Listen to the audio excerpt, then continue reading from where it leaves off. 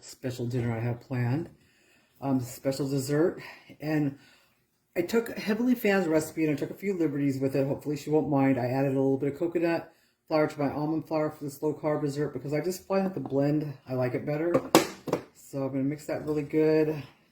I've got and I'm only making like half the recipe because I don't need a whole batch of cookies. So I got baking powder and xanthan gum.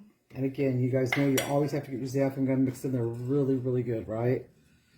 So before you add anything else, don't add anything wet until you've got that xanthan gum well distributed. Just trust me on this. And make sure you break up all your clumps of baking powder. She said use any kind of sweetener. I've got allulose, and I also have some of the brown Monkfruit because it gives it a little bit of a caramelizing type edge to it, which everybody likes on a cookie, right? Okay. Almost done. Okay. She called for flax egg. I'm using just egg. Everybody knows I love just egg.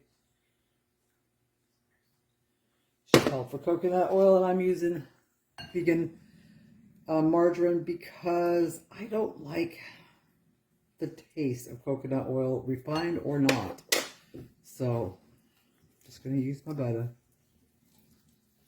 I wish I did because it's a single ingredient thing and I would like to like it, but I don't. Now, because this has coconut flour, it is going to be a little bit drier.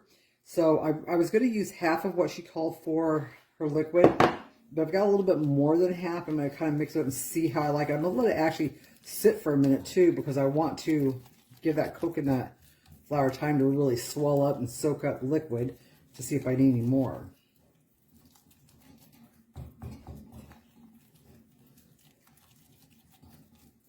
Oh, this is looking good. Smells good.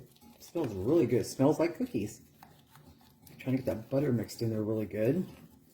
Okay, I've only got one serving of chocolate chips for 4 or 5 cookies because, again, keeps the carbs down. These are the Lily's dark chocolate, dairy-free, sugar-free, free.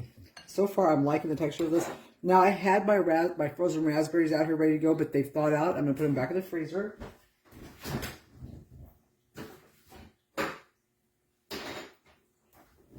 The reason you have to have them frozen is so that they don't bleed all over your dough. And I'm going to let this dough sit for about, I don't know, maybe 10 minutes just to see if it thickens up or anything and see if I need any more moisture in it. I'll be back. Okay, it's been about 10 minutes and it decidedly did thicken up a little bit, but like a cookie batter, right? Reminds me of a cookie batter. I had to put a little tiny bit of stevia in this, just pure stevia, just a tap, because it was not that sweet, guys. Okay, so now we're going to put our frozen raspberries in. Mix them in very carefully. You do not want them to bleed all over your cookies. That's not the purpose. I'm trying to not even do anything here. And I'm going to shove this into the freezer so it can get nice and cold. There they are, you guys. Fresh out of the oven, and they are beautiful. And they smell outrageous. They smell so good. I'm going to go find something to do for about 15-20 minutes, and I'm going to come back and taste one. All right, you guys, they've cooled off, and I'm going to use this little teeny weeny one right here as my tester, because this is going to be our dessert for Man-Made special dinner tonight, but I'm very excited. Oh, guys. You guys are going to love these. Whether you make them my way or her way, you're going to love these cookies.